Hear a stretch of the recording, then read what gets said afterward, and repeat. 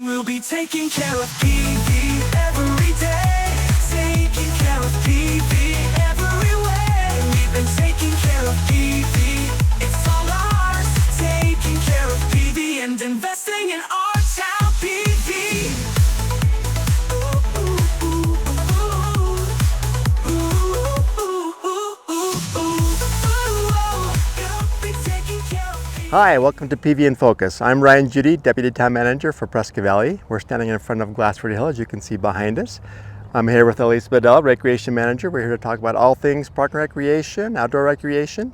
And Elyse, what can we expect from our hike today? Sure. So hiking up Glassford Hill, it's a 2.1 mile hike up, and then we'll be coming back down. It's a great day. We've got gorgeous weather out here, so we should be able to complete the trail in about an hour and a half, hoping to see some different birds, animals, and of course some plant matter along the trail today. So let's go. Let's go.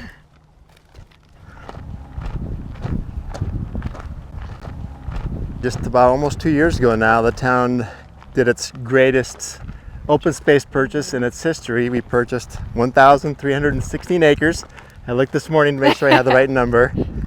And that was a great partnership with City of Prescott and Yavapai County, with the Arizona State Land Department and Game and Fish as well. So everybody was involved.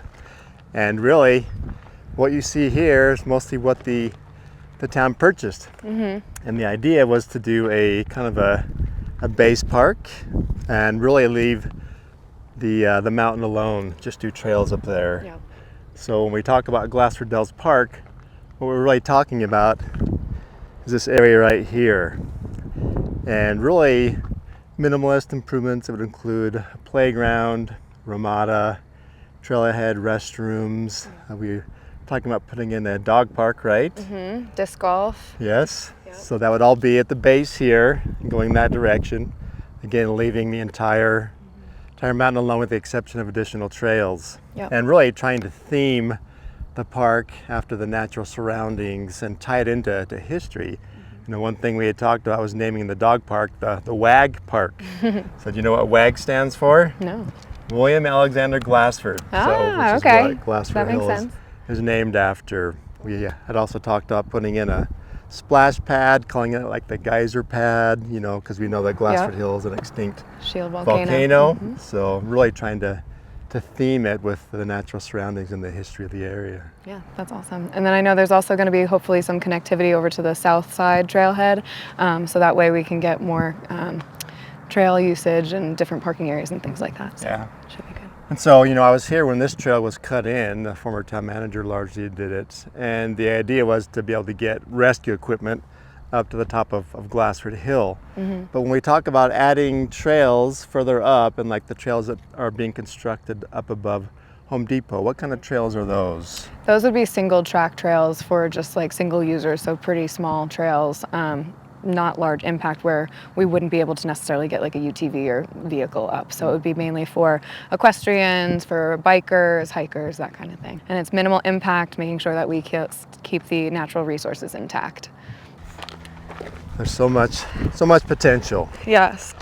And trail building is a lot harder than people think. They think it's just like cutting in the trail, but you have to think about managing all the water, the natural resources, the slopes and grades and things like that. So it's a lot more intensive than people realize. And oftentimes they're moving, you know, literally boulders or huge rocks to make it so mountain bikes can access the trails as well without having jumps or obstacles. Yeah.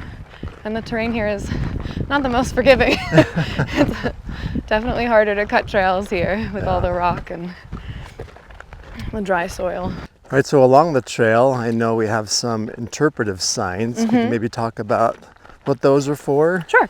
So at different points throughout some of our trails, we have our interpretive signs, and that's to give the public a little bit more of an understanding of what they're seeing around them. So sometimes we'll talk about what other like mountain peaks you can see from the area, or we'll talk about the vegetation or the animals that you might see in the area. So really just to provide that information more about like a naturalist perspective. I think it really does give people new insights. You're not just hiking for the physical component of it, but you're learning as you go. Yep. Right, so comparing this trail, like when the ski slopes are rated black diamond, you know, depending on their their difficulty. So how would you rate the Glassford Hill Trail? So Glassford would be considered a moderate trail, largely because you have to factor in the mileage as well. It's a relatively low mileage trail, but the elevation gain is pretty significant. It's about 970 feet of elevation gain from the... almost 1,000 feet. Yeah. That's pretty good for what, just over 2 miles up? Yep. So considering that, it kind of, increases the difficulty level of it. Of course, the terrain is varied.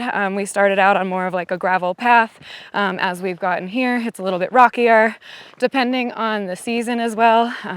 Right after monsoon season, sometimes there are some ruts and things like that in the trail, so people do need to be mindful. It's really important when you're hiking that you wear proper attire, especially on your feet. So like trail runners, sneakers, hiking shoes to give you a little bit extra support while you're hiking. But yeah, for me, it would be a difficult trail. It's difficult for most people. Right. So now let's talk about maybe some animals we might see. I know when we were carving in the trail, I was with a group of Boy Scouts as we were spreading seed Yep. along the edges, some natural seed, flowers, and the kids wanted to go up to the top of the lava dome. And as we were hiking up there, my daughter stepped on a rock and I heard a Yep. and so yeah, sure enough, I looked under and there was a rattlesnake under the rock that she was standing on. Luckily she didn't get bit. Yep. But how can hikers protect themselves and just be aware of those kinds of things? I think being aware of what you might encounter along the way is probably the best thing you can do to be prepared. So rattlesnakes, trekking poles, I don't necessarily use them, but sometimes it's nice to have them.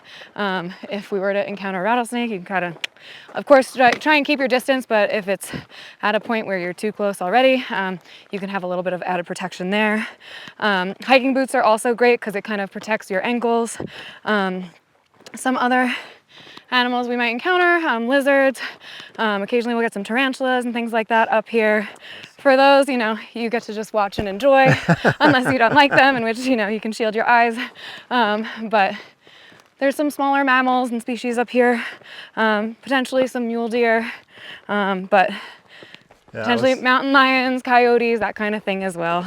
So yeah, one concern I've heard from mountain bikers on this trail specifically is they don't really like the sharp turns on the switchbacks, and it's hard for mountain bikers to keep control and be constantly braking. So how do we design trails with all those uses in mind? Hikers, bikers, equestrian. Yeah, so kind of like you mentioned, not having as many of those sharp turns.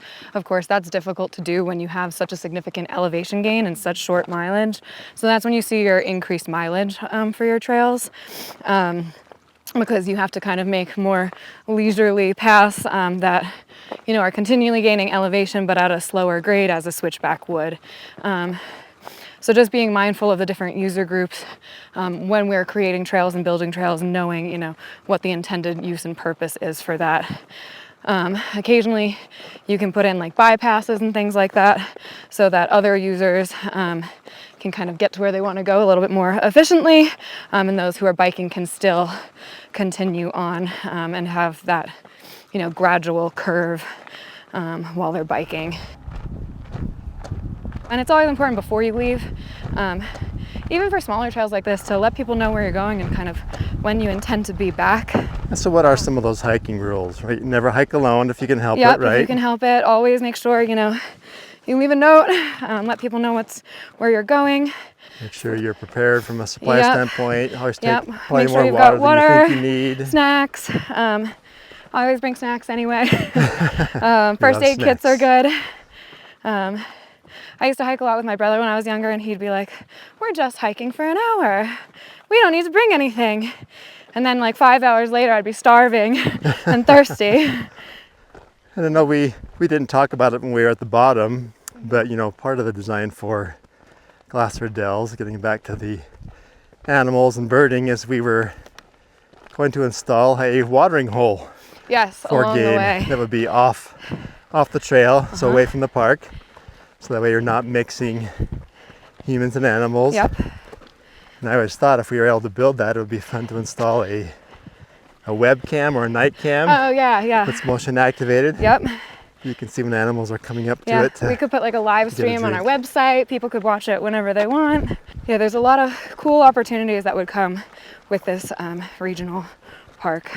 So if you wanted to volunteer for the town for Parks and Rec, how would you go about doing that? Sure. So you contact our volunteer coordinator, or you could contact our main office and they'd get you into contact with him, Steve Adame. And basically you would have to go through a short application online. There is a background check component as well. But then once you go through that application process, background check, you're pretty much approved to volunteer for any opportunity within Prescott Valley, not just necessarily Parks and Rec. So library, PD, all sorts of things. Of course, there's different qualifications for each role. Parks and Rec, we don't have too many qualifications, just that you're kind of... Have a beating heart. Yeah. Right? Yeah. For some things like this, of course, being able to handle a little bit more strenuous of a hike, being familiar in the outdoors. But we have our events, You're probably programs looking in the for office. like a big boost of volunteers for your special events. Yes, right? oh yeah. Because those are huge.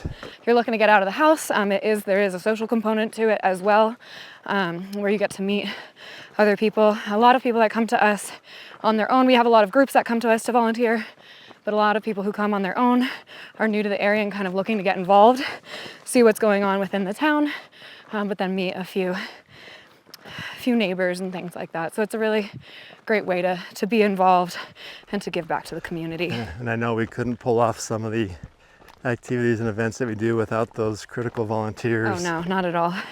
I mean, even these hikes, we have a full-time staff member that leads them, but having, volunteer support to kind of help with some of the smaller things and kind of keep the group moving is important. And also from a safety consideration as well. Our lead hiker has a radio, the back hiker has a radio. We usually keep people pretty close together, but should someone need to stop and rest or something happens, making sure we have those volunteers is critical.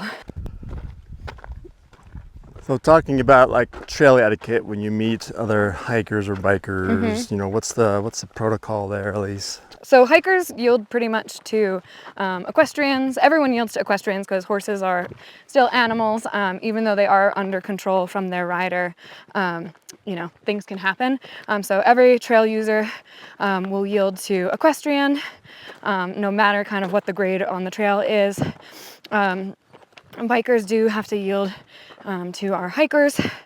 And then as far as hikers like going up and down, usually those going up have the right of way. Oftentimes what we find is that those going up are more than happy to take the break.